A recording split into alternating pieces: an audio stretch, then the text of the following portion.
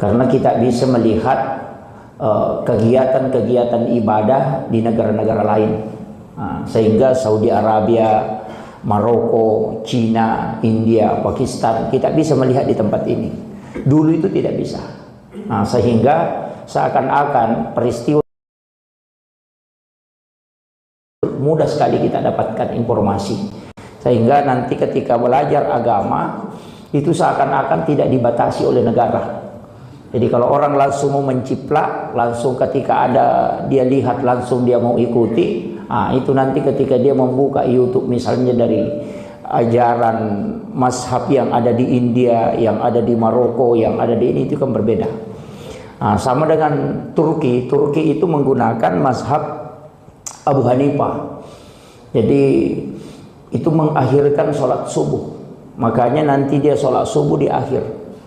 Jadi azannya tetap ketika masuk waktu subuh, tapi itu nanti mau sholat subuh nanti jam 6 lewat baru sholat subuh. Jadi kita tidak, ketika melihat kok ini tidak mau sholat subuh, ini sudah, jadi dia itu mengaji itu sampai 1 jam lebih. Jadi nanti di akhir baru dia sholat subuh.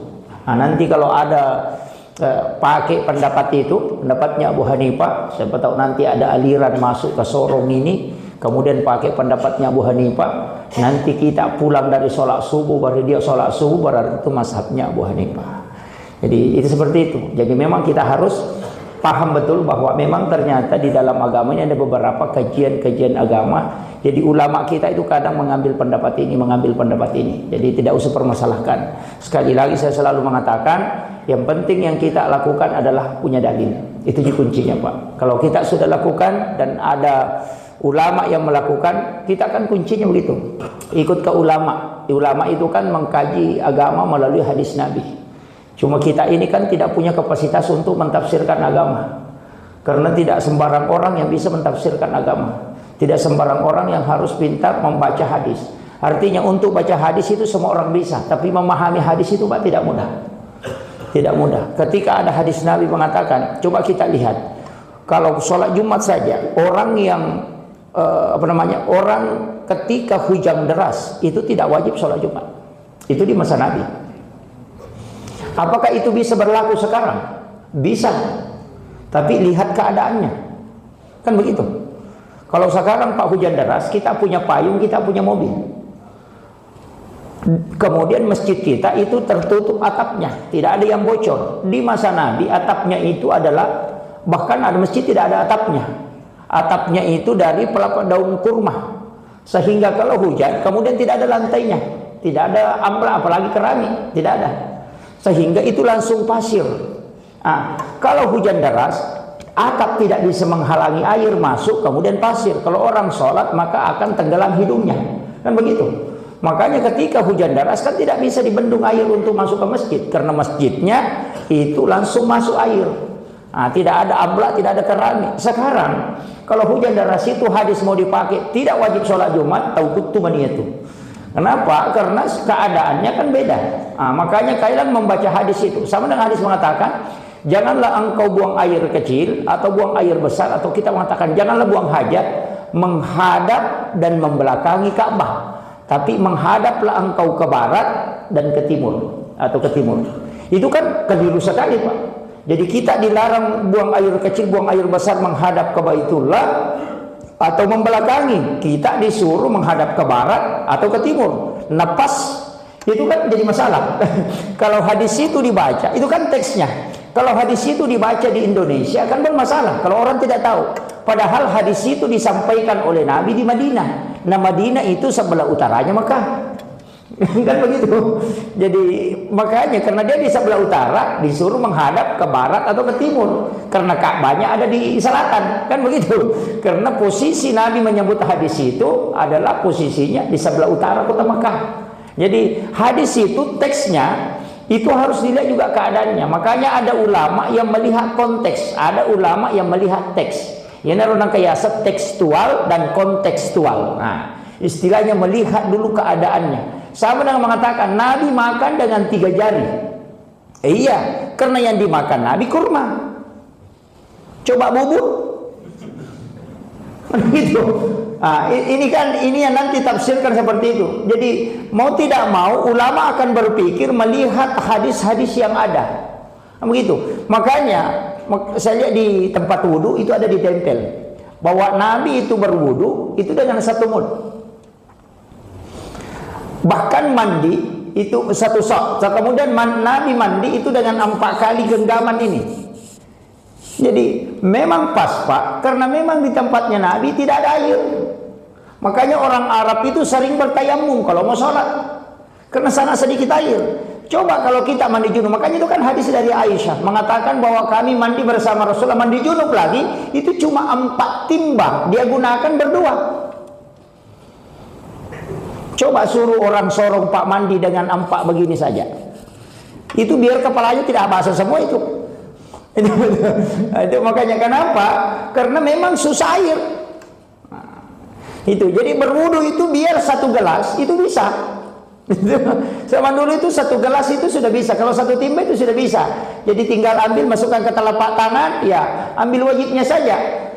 Tapi karena kita banyak air, jadi mubassir itu juga tidak bisa ditafsirkan, karena ketika banyak menggunakan air, yang tidak boleh itu berlebih-lebihan dalam menggunakan air. Nah ini makanya ada juga orang Pak memang dikasih jalan terang baru dia lihat saja dulu, kasih mengalir saja airnya baru dia lihat, itu tidak boleh. Karena berlebihan itu jadi masalah juga. Makanya dalam agama ini kita juga memang harus pahami. Jadi ulama kita itu kan mengkaji, ya, mengkaji beberapa hadis-hadis yang kemudian melahirkan berbagai macam pendapat. Nah, kita kembali. Sebenarnya dalam masalah-masalah ibadah, sebelum kita kan sholat itu yang pertama disuruh berwudu. Nah, wudu ini dalam fikih Pak, ini penting saya sampaikan. Imam Abu Hanifah mengatakan wudu itu nanti boleh dilakukan pada saat masuk waktu sholat. Karena wudu itu di situ kita berniat. Wudu yang kau pakai ini untuk apa? Untuk sholat duhur. Makanya kalau sholat asar tidak boleh lagi dipakai. Kan begitu. Kau mau pakai mengaji, tidak boleh. Makanya kemarin saya mengatakan, ada orang itu kalau dia sudah pakai wudunya sholat maghrib, tidak bisa dipakai sholat isya. Itulah pendapatnya Abu Hanifah. Tapi dia tidak, Abu Hanifah ini karena tinggal di Irak, belum ada pembukuan hadis. Karena yang menulis hadis pertama Imam Malik, disebutlah kitab Al-Muwatta Malik. Itu sebelum Bukhari Muslim itu. Jadi belum ada Bukhari Muslim, Imam Malik sudah menulis hadis. Namanya kitab Al-Muwatta. Imam Abu Hanifah itu di Irak, Imam Malik itu di Madinah. Tidak bisa memang. Jadi beda tempatnya. Imam Abu Hanifah hafal hadis, tapi tidak banyak. Makanya dia lebih banyak menggunakan akal dan ayat. Tidak terlalu banyak menggunakan hadis. Kenapa? Karena memang belum ada pembukuan hadis. Nah, itu yang harus kita anukan. Makanya kalau ada pendapatnya Abu Hanifah nanti berbeda. Saya pernah baca itu pendapatnya Abu Hanifah itu, saya sambil ketawa Pak. Saya bilang, ini yang bikin stres saja orang ini. Tapi lama kelamaan saya benarkan. Ternyata Imam Abu Hanifah ini betul. Ketika Imam Abu Hanifah mengatakan begini, bagaimana hukumnya ketika ada kambing melahirkan anjing? Itu Imam Abu Hanifah Pak. Jadi apakah ketika kambing melahirkan anjing? Kan begitu. Bagaimana hukumnya? Apakah anjing yang lahir dari kambing itu halal dimakan atau haram? Nah, itu Imam Abu Hanifah sudah bahas itu Pak. Dulu saya mengatakan ketika belajar di pondok, masih ngaji di fikih itu, saya mengatakan ini kayak pertanyaan orang gila ini. Tapi setelah perkembangan saya kuliah, langsung muncul cloning. Di Amerika muncul cloning. Dengan adanya cloning itu bisa terjawab dengan ini pendapatnya Abu Hanifah. Bayangkan Pak, ratusan tahun sebelum ada cloning, Imam Abu Hanifah sudah membahas bagaimana hukum binatang halal yang melahirkan binatang haram. Coba. Itu hebatnya Abu Hanifah Pak. Sebelum ulama fikih memikirkan yang cloning, kan nanti kita pikirkan setelah adanya cloning di Amerika, bahwa binatang bisa dikloning, apalagi sunti sperma bisa dimasukkan ke dalam rahim kemudian melahirkan, kan sudah bisa sekarang. Makanya bisa sekarang sapi seperti itu, binatang lain melahirkan binatang lain. Wah, itu yang parah Pak. Sama dengan ini, anjing itu, wah ini yang sekarang Pak, anjing itu haram, anjing haram. Tapi ada anjing yang membuat kiai pusing. Apa Pak? Anjing laut. Itu membuat kiai pusing. Kenapa? Karena Nabi mengatakan yang di laut itu airnya suci dan binatang yang ada di dalamnya halal. Nah, kalau anjing itu kan haram. Makanya itu anjing laut, Pak, haram atau halal? Dia tinggal di laut. Kalau kita lihat kepalanya persis anjing, tapi kalau kita lihat badannya seperti ikan. Jadi begitu. Jadi bagaimana hukumnya? Kita mau menghukumi haram, tapi dia model ikan dan tinggalnya di laut. Kalau kita mau mengatakan halal, modelnya juga seperti anjing. Makanya mengatakan haram karena dia melihat kepalanya, mengatakan halal karena melihat badannya. Jadi begitu. Sama dengan kepiting, Pak. Kepiting itu ada beberapa ulama yang tidak makan. Kenapa? Karena dia mengatakan hidup di dua alam. Binatang yang hidup di dua alam itu tidak boleh dimakan. Nah, kepiting itu bisa hidup di air, bisa juga hidup di darat. Makanya dia tidak makan. Termasuk kayak guru Taki Haji Maimun Zubairi itu tidak makan kepiting. Kenapa? Karena dia menganggap ini binatang hidup di dua alam. Ulama yang memakan kepiting mengatakan memang hidup di dua alam, tapi di mana dia dominan. Itu jangan menjadi masalah. Itu kan. Jadi makanya pendapat-pendapat seperti itu tidak usah dipermasalahkan. Ketika dia saya ikuti ini, saya ikuti, makanya cuma ada yang hati-hati. Dia bilang lebih baik untuk tidak berdebat, ambil yang ini, tapi jangan salahkan yang lain. Nah, kemudian wudu. Wudu, kita kembali ke wudu ini. Itu wudu sebenarnya, Pak, sunnahnya dan ada wajibnya. Tapi kita pertama disunnahkan syarat sholat itu adalah wudu. Kalau orang tidak ada wudu itu tidak boleh sholat, karena biar sholat tidak sah. Tapi wudu tidak masuk dalam sholat, cuma dia adalah syaratnya. Kenapa? Karena syarat sholat itu adalah dalam keadaan suci, sedangkan wudu itu adalah mensucikan diri. Nah, itu sehingga orang yang tidak ada wudu tidak boleh sholat. Kemudian disunnahkan berwudu kapan? Yang pertama ketika mau tidur. Bapak ibu kalau mau tidur usahakan berwudu. Kenapa? Karena Rasulullah mengatakan orang yang ada wudunya kemudian meninggal, maka dia meninggal dalam keadaan mati syahid. Bapak kalau tidur langsung meninggal, itu kan kita tidak tahu. Ada orang tidur itu, Pak, tidak bangun-bangun, nanti bangunnya dikubur. Itu yang fatal itu. Makanya ketika mau tidur berwudu. Yang kedua, ketika mau mandi juga berwudu. Berwudu kalau mau mandi, itu disunahkan. Yang ketiga, mau berhubungan badan, berwudu. Apalagi kalau mau double, itu parah, harus berwudu itu. Hubungan dua kali yang tidak diantarai dengan wudu dan menyebabkan istri hamil dari hubungan yang kedua, maka anak akan lahir dalam keadaan prematur. Itu penyebabnya. Jadi ada beberapa itu, termasuk saya baca di bukunya guru Profesor Dr. Dadang Hawaris yang berapa tahun lalu meninggal karena COVID. Itu ada bukunya Psikoterapi Islam. Itu meneliti tahun 2007. Beliau itu hasil penelitiannya ada beberapa. Yang pertama, jangan sekali-kali berhubungan setelah salah satu pasangan bermimpi berhubungan badan. Kalau kita tidur kemudian bermimpi berhubungan, kemudian bangun, jangan berhubungan dengan pasangan kecuali berwudu. Kapan tidak berwudu? Kalau sudah bermimpi kemudian berhubungan dan menyebabkan istri hamil, maka itu anaknya nanti lahir dalam keadaan epilepsi atau kena penyakit ayam. Itu kita mengatakan, orang Bugis mengatakan sek menukang. Kalau dokter, istilah kedokteran itu adalah epilepsi, penyakit ayam. Dari situ. Makanya Rasulullah sunnahkan untuk berwudu. Itu yang fatal, Pak, kalau tidak berwudu. Makanya sebelum berhubungan usahakan berwudu. Kemudian disunnahkan juga berwudu ketika ingin makan. Itu sebenarnya disunahkan dalam keadaan ada wudu. Ada juga namanya jadidul wudu, memperbaharui wudu. Tapi wudu ini, Pak, ada yang paling bagus. Sesudah berwudu, kemudian sholat sunat. Sholat sunat wudu namanya. Jadi kalau, tapi wudu itu masih, air wudu itu masih basah. Jadi kalau tangan masih basah, kalau sudah kering, ada ulama mengatakan itu tidak lagi. Tapi kalau masih basah, itu kita berwudu, sholat sunat wudu namanya. Yang melakukan sholat sunnah wudu pertama bukan Rasulullah, itu Bilal bin Rabah, tanpa disuruh. Bilal itu sholat sunnah wudu tidak disuruh oleh Nabi, tidak ada sahabat yang melakukan, cuma dia sholat sunnah. Bilal itu setiap selesai berwudu dia sholat sunnah. Dan tidak ada sahabat yang tahu, tidak ada. Sampai Rasulullah pun tidak tahu bahwa Bilal ini melaksanakan sholat sunnah wudu, karena memang Nabi tidak pernah ajarkan. Nabi tidak pernah mengatakan kalau sudah berwudu sholat sunnah, tidak pernah dia beritahu sahabat. Bilal pun tidak pernah dikasih tahu. Tapi Bilal ini berinisiatif untuk sholat sunnah sesudah berwudu. Nanti Rasulullah bermimpi, Nabi bermimpi, Pak. Nabi itu kaget, kok ada bunyi sandal di dalam surga? Siapa ini? Nabi dikasih mimpi itu di pintu surga, dia dengar ada bunyi sandal di dalam surga, orang jalan. Rasulullah mengatakan, kok ada orang di dalam surga ini lebih dulu daripada saya ini? Nah, saya ini baru sudah dengar bunyi sandalnya. Dia perhatikan, oh ternyata bunyi sandalnya Bilal. Nabi tahu bunyi sandalnya. Wah, ini Bilal ini. Setelah sholat subuh selesai, Nabi panggil Bilal. Hai Bilal.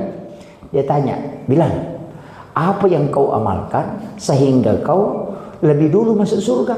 Langsung Bilal bilang, wah, saya masih ada di sini ya Rasulullah. Kenapa saya masuk surga? Saya sudah masih ada di sini. Saya belum meninggal ya Rasul.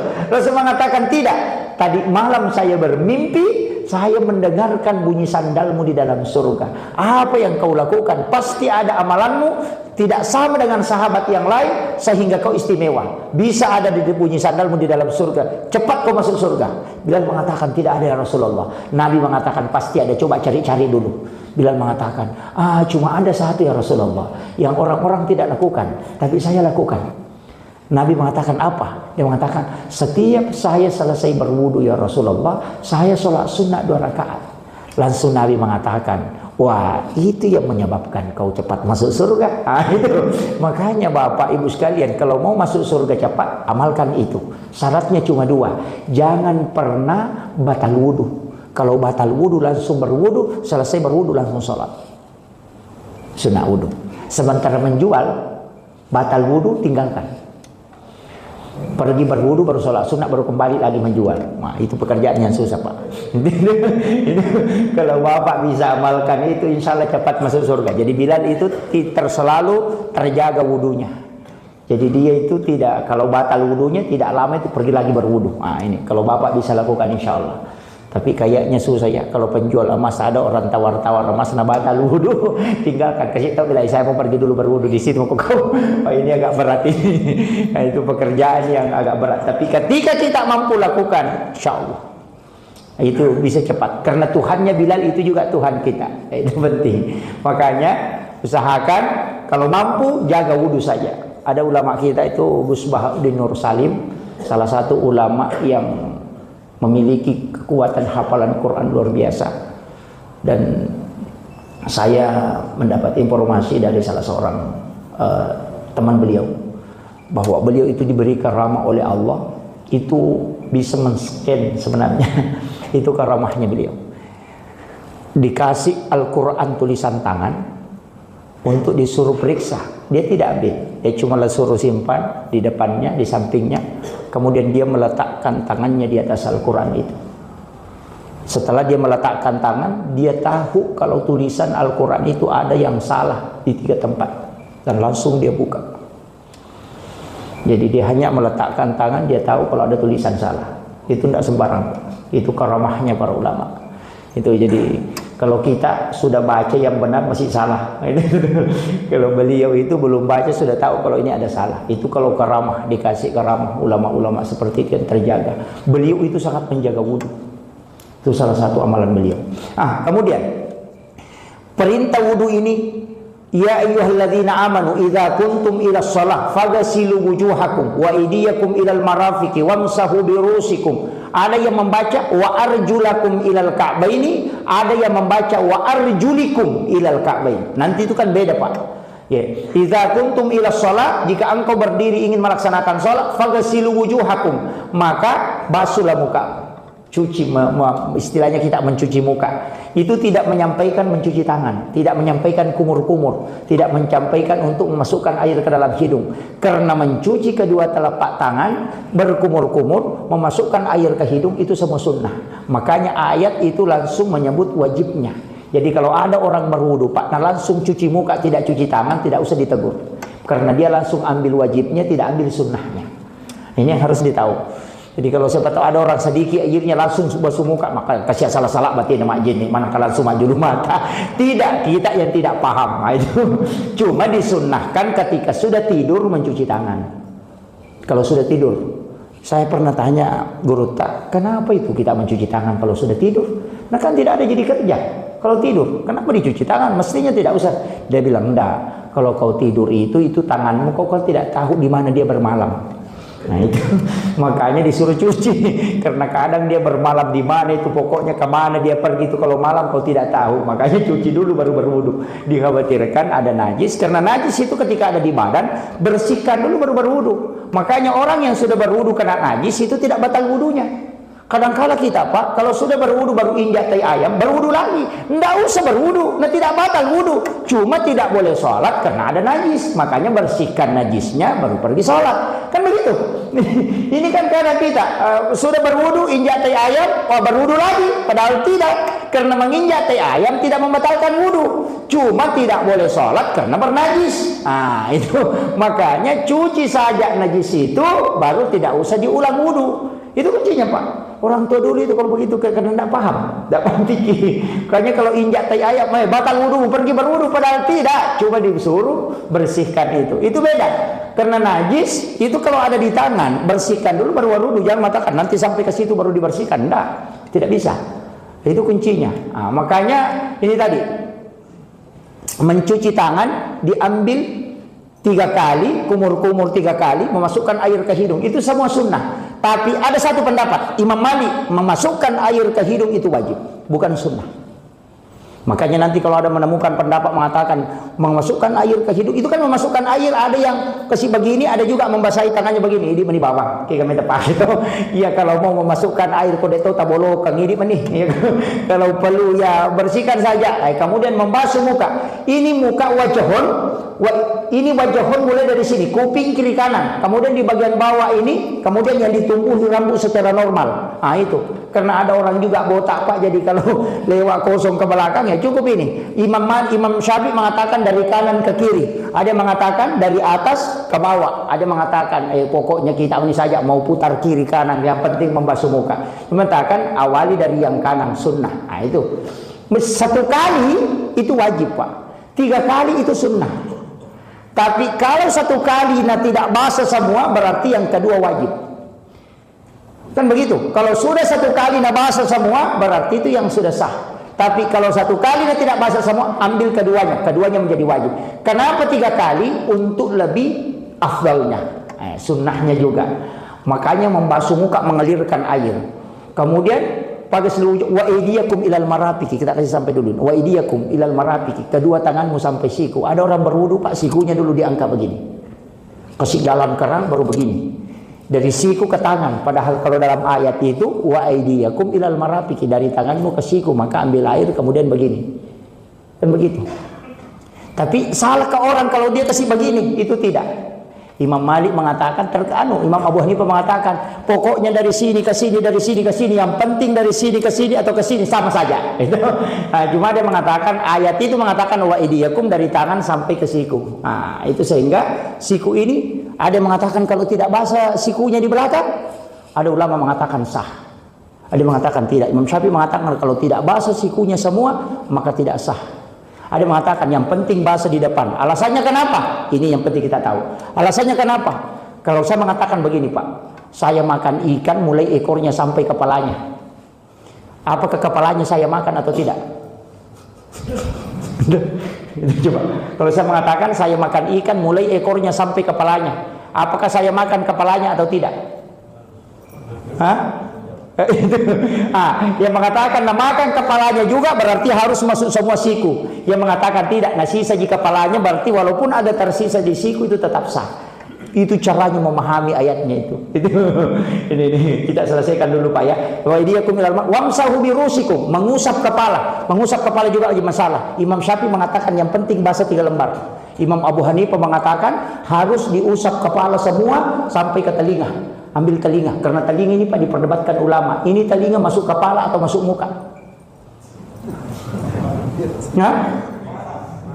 Masuk kepala atau muka? Imam Malik mengatakan telinga ini masuk muka karena dia kelihatan dari depan, karena wajahun yang dilihat ketika dilihat dari depan. Maka ketika dia basuh muka, dia ambil daun telinganya di sini. Imam Abu Hanifah mengatakan dia masuk kepala karena dia di belakang, ada rambut di depannya. Makanya masuk usap kepala, ambil telinga.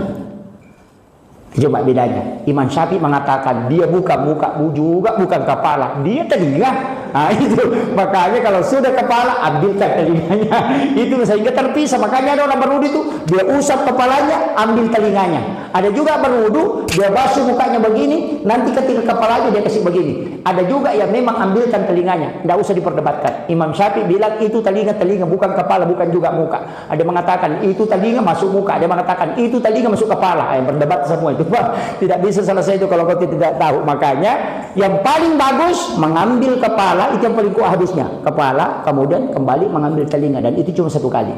Bukan membasuh tapi mengusap. Jadi tangan dibasahi. Imam Syafi'i mengatakan yang penting 3 lembar. Makanya bisa begini, Pak. Berwudu itu bisa bukan di sini, tapi di sini. Yang penting basah 3 lembar. Imam Malik mengatakan selebar dengan telapak tangan, karena dia pakai bi di situ. Wamsahu bi. Apanya yang diusapkan? Tangan yang diusap atau kepala yang diusap atau air yang diusapkan? Itu yang menyebabkan beda. Kemudian yang terakhir penutup, wamsahu wa aydiyakum ilal marafiqi. Ada yang membaca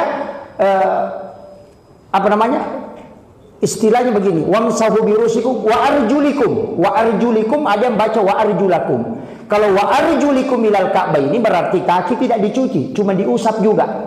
Karena wawunya kembali kepada mengusap kepala. Makanya ada namanya itu khuffa. Sepatu tidak dibuka ketika berwudu, hanya membasahi tangan kemudian mengusap bagian punggungnya. Itu khuf namanya. Kalau orang tidak buka sepatunya, itu makanya dia mengatakan mengusap, ada mengatakan mencuci. Tapi kuncinya kalau saya, Pak, ambil sempurnanya. Pilih. Jadi kalau ketemukan orang berwudu tidak mencuci kakinya, cuma dia mengusap bagian atas begini, itu khuf namanya. Itu memang ada. Jadi kalau kita tahu itu, Pak, tidak stres melihat orang beribadah. Kadang memang kita ini stres melihat orang beribadah. Sholatnya dulu Allahu Akbar, wah salah ini. Menunjuk orang gerak-gerak begini, menunjuk aja. Saya pernah ditanya, Pak Ustaz, salah ke saya kalau pergi sholat itu, kalau berdosa ke saya kalau tidak sholat di masjid? Saya bilang kenapa? Nah bilang ada orang di kampung itu baru-baru datang, ada jaran barunya. Apa jaran barunya? Nah bilang itu selalu nah tempel kakinya kalau kita sholat, selalu goyang-goyang kakinya begini. Nah bikin geli. Saya bilang oh ada memang. Nah suruh kasih rapat. Sebaiknya kita tinggal di pinggir tembok. Baru kok itu di dekat. Saya bilang jangan dikasih rapat kakimu, lenganmu saja. Nah bilang oh ya cocok. Saya bilang, nah bilang masih ada satu Pak Ustaz. Itu yang goyang-goyang tangannya begini, lompat-lompat. Itu yang bikin tersiksa. Saya bilang kenapa? Nah bilang itu ganggu-ganggu penglihatan. Malah asam gue nasa macam-macam aku. Kalau itu kau yang salah. Nah bilang kenapa? Saya bilang Nabi mengatakan kalau sholat lihat tempat sujudmu. Kalau kau tahiyat lihat telunjukmu, bukan telunjuknya. Orang disuruh kau lihat matamu yang menyeberang ke samping. Itu saya bilang kau yang salah. Assalamualaikum warahmatullahi wabarakatuh.